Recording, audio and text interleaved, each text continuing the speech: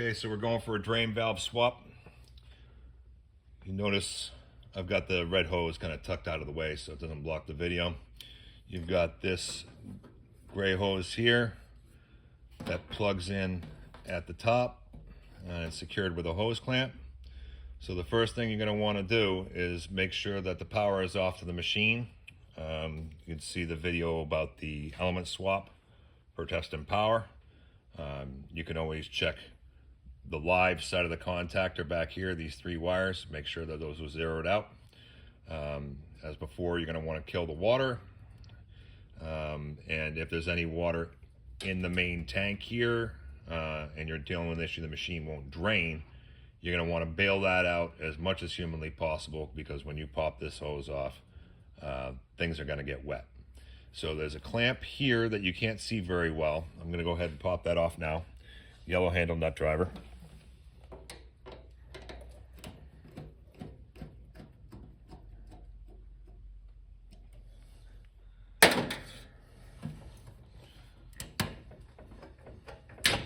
And just kind of wiggle. All right.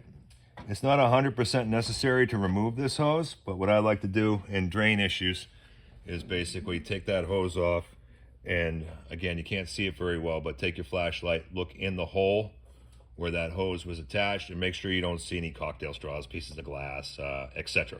that could be interfering with the valve.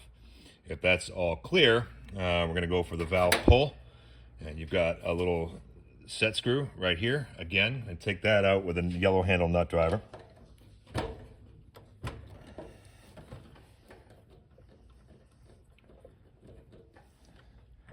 I'm going to put that somewhere aside where it won't get lost. And we're going to pull the plastic piece. So that just slides right in that hole right there. And that actually helps assist with reseating the replacement valve cartridge. So now that that's out, we're going to take a flathead screwdriver and gently insert it into the hole and just kind of push down a little bit and see if we can work that drain valve down. This one's a little bit too big. That's more like it. And just kind of work that drain valve down out of its position.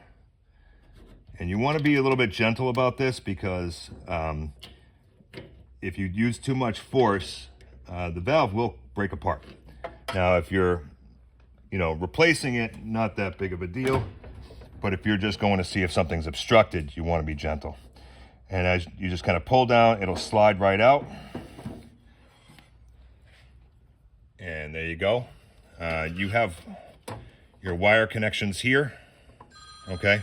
They're all labeled as to what they are. So when you replace the cartridge, the wires coming from the machine are actually labeled as, this is the black wire, this is the red wire, and this is the white wires.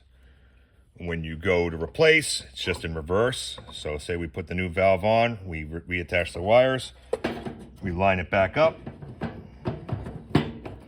that the hole is at the front, we seat it as best we can by hand, and then we take our bayonet, slide it into that hole, force it forward, and then we take our set screw, we put our set screw back in, we are going to replace the drain line, retighten the drain line clamp, and we're done.